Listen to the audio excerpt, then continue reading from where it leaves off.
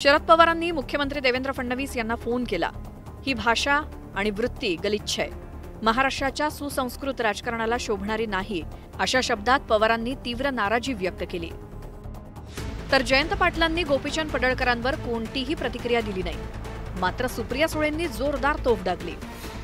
सुसंस्कृत मुख्यमंत्र्यांकडून माझी अपेक्षा आहे की ते त्यांच्या टीममधल्या लोकांना जरूर सांगतील हा छत्रपतींचा महाराष्ट्र, शाहू फुले आंबेडकरांचा महाराष्ट्र, कैलासवासी यशवंतराव चव्हाणांचा महाराष्ट्र आहे। त्यामुळे हा सुसंस्कृत महाराष्ट्राला गालबोट लावू नका। राज्य सरकारमध्ये भाजपसोबत सत्तेत असलेल्या अजित पवारांच्या राष्ट्रवादी काँग्रेसच्या नेत्यांनी भाजप आमदार गोपीचंद पडळकरांचा मुलाहिजा न बाळगता खरमरीत टीका केली। भारतीय जनता पार्टीच्या संस्कृतीला ते शोभणारी टीका नाही।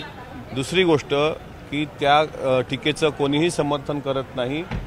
अशा पद्धतीनं इतक्या खालच्या पातळीवर मला असं वाटते राज्याचं राजकारण जाता कामा नये। शेवटी जयंत पाटील साहेबांनी, त्यांच्या वडिलांनी खूप मोठा काळ महाराष्ट्राच्या राजकारणाचा पाहिलेला आहे।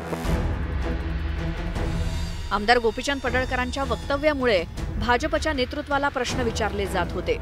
त्यामुळे मुख्यमंत्री देवेंद्र फडणवीस यांनी या सर्व प्रकरणावरती भाष्य केलं। पडळकरांच्या वक्तव्याशी सहमत नसल्याचं मुख्यमंत्र्यांनी स्पष्ट शब्दात सांगितलं। गोपीचंद पडळकरांनी जे स्टेटमेंट केलं ते योग्य आहे असं माझं मत नाही।